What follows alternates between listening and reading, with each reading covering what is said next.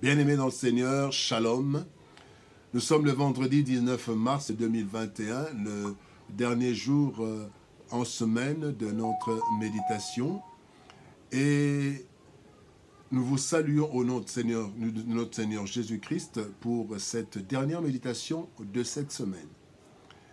Et pour cela, nous allons lire Jean chapitre 13, versets 13 à 15, l'évangile de Jésus-Christ selon l'évangéliste Jean, 13e chapitre, du 13e au 15e verset.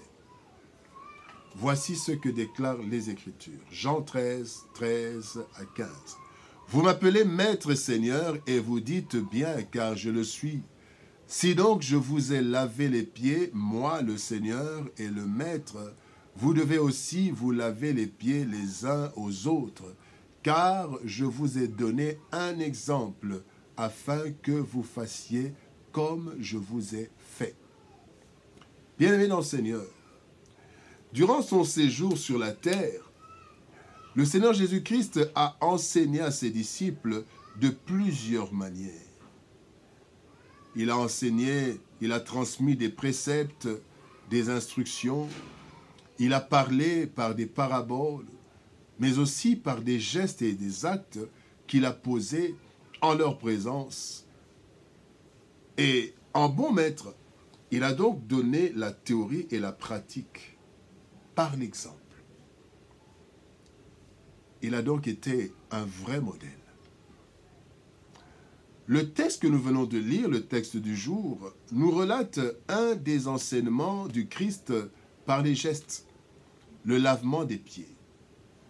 En fait, ce geste que Christ a posé peu avant la Sainte Seine était un geste courant chez les Juifs.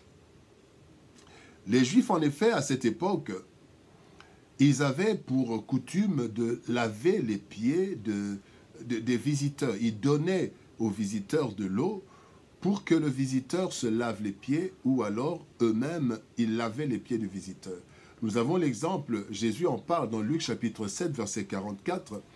Il en parle et quand il dit à Simon, qui se plaignait du fait que Jésus avait laissé la prostituée lui laver les pieds, et Jésus dit à Simon dans Luc chapitre 7, verset 44, « Je suis entré dans ta maison et tu ne m'as point donné d'eau pour laver mes pieds. »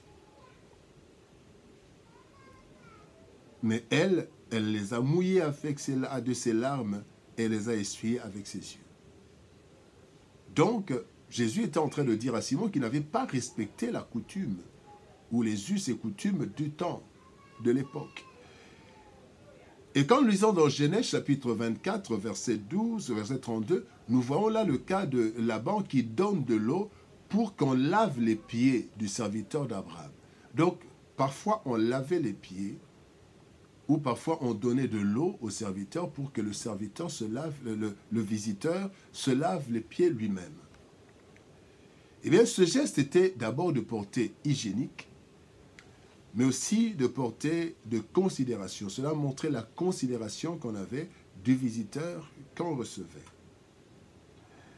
Alors, dans le geste de Christ, bien que ses caractères soient aussi relevés, mais il y a plus la préparation à l'œuvre de l'Évangile. Quand vous lisez le texte, quelque part, Jésus dit à Pierre, il dit, quand Pierre refusait qu'on lui lave les pieds, il dira à Pierre, tu comprendras plus tard ce geste. Effectivement, c'est qu'ils étaient en train d'aller, ils allaient maintenant aller pour un long chemin, pour un travail dans le monde entier.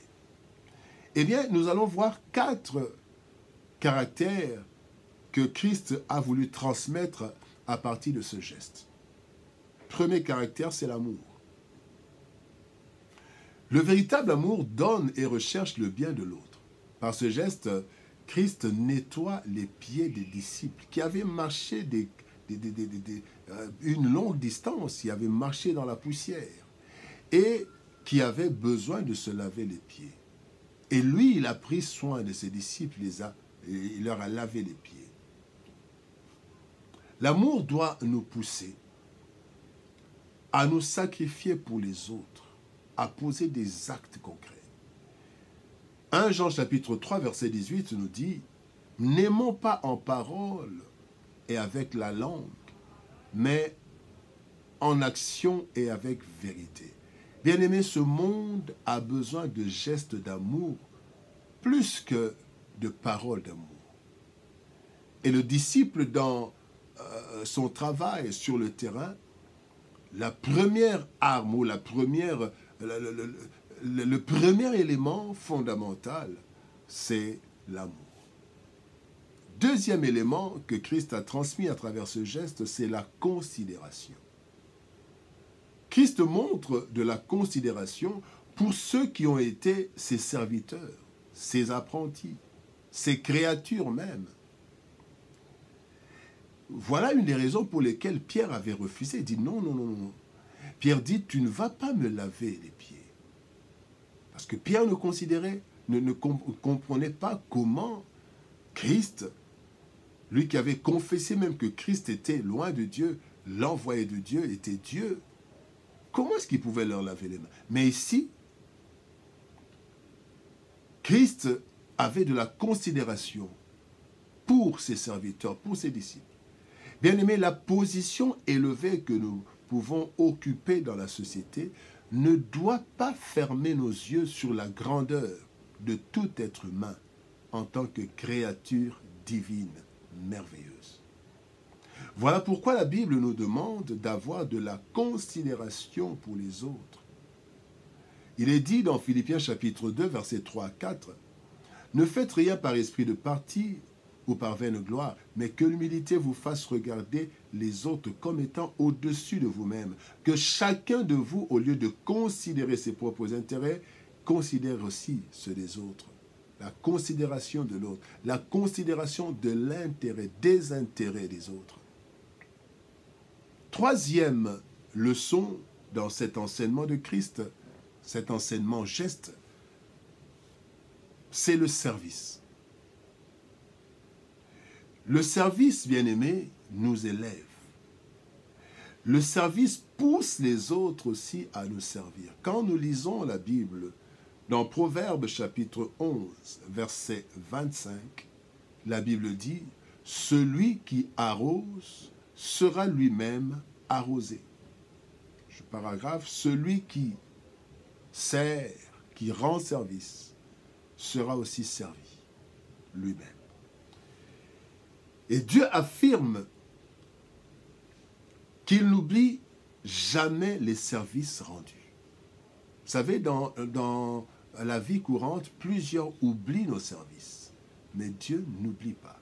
Il dit dans Hébreux chapitre 6, verset 10, « Car Dieu n'est pas injuste pour oublier votre travail et l'amour que vous avez montré pour son nom, ayant rendu et rendant encore des services aux saints. » Quand nous rendons service, Dieu inscrit cela et il n'oubliera pas. Il n'est pas injuste, il n'est pas ingrat comme les humains qui oublient les services rendus. Lui, il n'oublie pas. Et les services qu'il n'oublie pas, ce n'est même pas les services que nous rendons à Dieu, mais les services que nous rendons aux autres et aux saints. Bien-aimés, lorsque nous rendons service, nous devons être rassurés qu'en temps opportun, et chaque fois que de besoin, le Seigneur suscitera des personnes, parfois inconnues, pour nous rendre service. Le service. Troisième leçon de l'enseignement du Christ. Quatrième leçon de l'enseignement par geste, c'est l'humilité. Il est écrit que l'humilité précède la gloire. Un jour, les disciples se sont disputés. Et la Bible dit même que c'était une vive discussion. Ils se sont disputés, ils discutaient pour savoir qui était le plus grand. Voici ce que Dieu leur apprend. Jésus leur dira dans Matthieu 20, verset 27, « Quiconque veut être le premier parmi vous, qu'il soit votre esclave. » En d'autres termes, qui s'humilie. Et donc, bien-aimés, Christ est en train d'apprendre à ses disciples que celui qui veut être grand doit s'humilier. Dans les services et avec toute la puissance que les disciples allaient avoir, pensez au Saint-Esprit, pensez au miracle de Pierre, pensez au miracle de Paul, pensez au miracle des disciples. Eh bien, avec toute cette puissance, sans l'humilité, les disciples allaient courir à leur perte et à la destruction de l'œuvre. Vous imaginez, Pierre et Jean relèvent le paralytique. Et quand il y a la foule, ils disent, ne nous regardez pas comme si c'est nous qui avons fait cela. Quelle humilité! Est-ce qu'aujourd'hui nous trouvons cela? Aujourd'hui, nous, serviteurs et servantes de Dieu, nous cherchons les moindres occasions pour gonfler, pour montrer aux autres que nous détenons le pouvoir de Dieu. Nous, toujours nous, ou je même. D'autres oublient même, même le nous de majesté. Mais c'est je suis. Et Dieu a montré aux disciples qu'il fallait avoir de l'humilité pour ne pas courir à la perte. Parce que le serviteur qui n'a pas d'humilité, qui s'élève un jour, il sera abaissé. Ainsi, Christ, par ce geste de lavement des pieds, à quelques heures de la fin de sa mission terrestre, a communiqué un enseignement capital à ceux qui allaient continuer le travail sur la terre. Ces caractères démontrés par ce geste doivent marquer la vie de tout disciple du Christ. Sans cela, l'impact de la mission serait faible. Maître-serviteur. Dans ce monde où le chef veut démontrer et exercer tout son pouvoir sur les subalternes, Christ nous appelle à être le serviteur de tous. Maître et serviteur. Le lavement des pieds, geste prophétique, nous enseigne que le maître véritable, c'est celui qui se met au service des autres afin de leur servir d'exemple et de marquer positivement leur vie. Si Jésus-Christ s'est abaissé à ce point, pour nous, de simples serviteurs, hésiterions-nous à considérer les autres, même si socialement ils se retrouvent plus bas que nous? L'amour, c'est aussi être capable de s'humilier pour le bien des autres. Christ en est un exemple parfait. Non seulement il s'est humilié en devenant homme, mais aussi il s'est humilié en lavant les pieds de ses disciples. Maître, mes serviteurs. Que Dieu nous bénisse. Shalom, au revoir, bon week-end et à lundi.